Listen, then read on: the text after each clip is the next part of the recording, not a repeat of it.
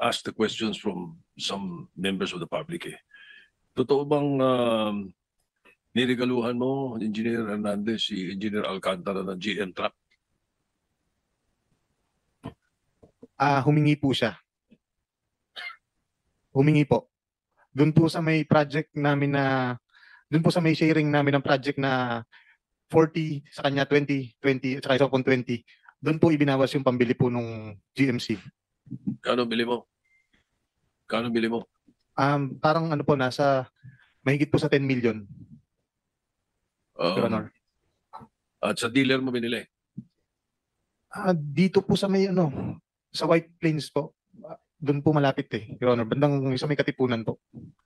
Alright. Hindi kaya itago eh, no? Yung mga ganun. Nakita nyo? Hindi maitatago eh. Okay, ano nangyari dun sa August 3 confrontation nyo? Pinatawag po kami ni boss. Meron po akong sinulat. Okay lang po bang basahin ko na po?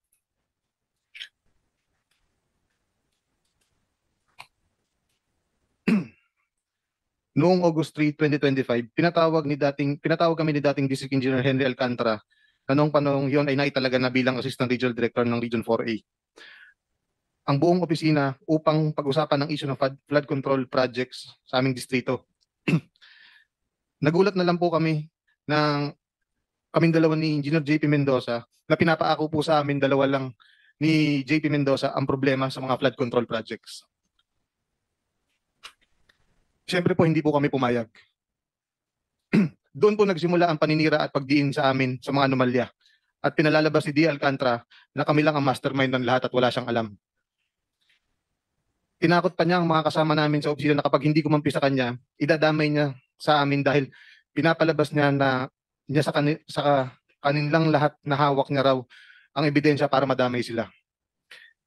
Kaya sila napilitang kumampi kay D. Alcantara para kami na lang ang idiin nilang lahat. Kumbaga kami po ang sakripisyo. Yung ibang empleyado naman po na kumampi sa kanya dahil sa utang na loob. Tulad po ni Engineer RJ Dumasig na nilagay ni D. Alcantara sa posisyon ng kanyang asawa bilang isang permanent. At ngayon po ginawa na rin pong hepe ng nasa Bulacan 3rd Engineering Office. At si Engineer RJ Dumasig po ay tinulungan din at si Justin Lebo tinulungan po sila ni Engineer Henry Alcantara para maging makakuha po ng permanent item sa opisina po namin. Noong nagsimula na ang Senate at Congressional inquiries kung saan naglahad na ng statement si D. Alcantara, naging malinaw na sa amin na kami nga talaga ang ididiin ni D. Alcantara na mastermind ng mga anomalyang ginawa niya sa aming opisina. Minarapat namin magpunta sa Senate inquiry noong September 8, 2025 upang bigyan linaw ang mga issue na aming kinakaharap. Sa kasawiang palad, hindi kami nabigyan ng sapat na pagkakataon para magpaliwanag ang aming nalalaman.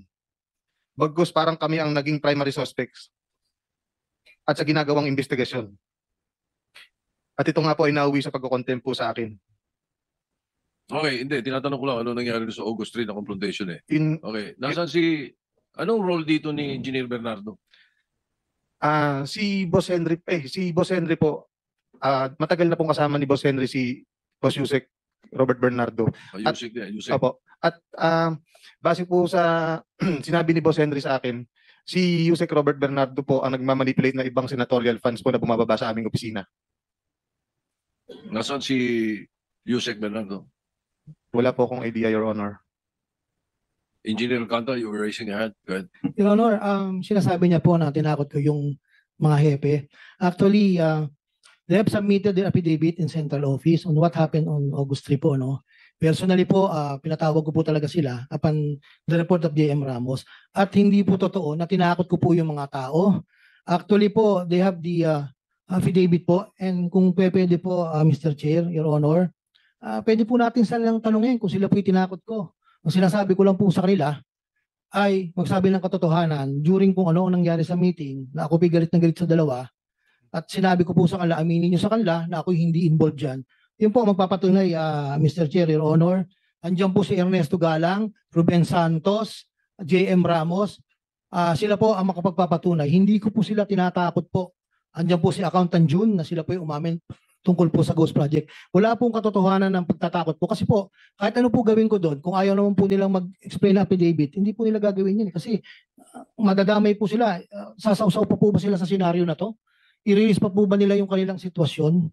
Yun lang po, Your Honor.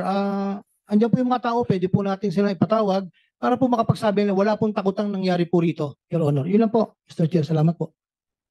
Thank you, Mr. Chairman. We will take note of the recommendation. Go ahead. Net, balikan ko lang yung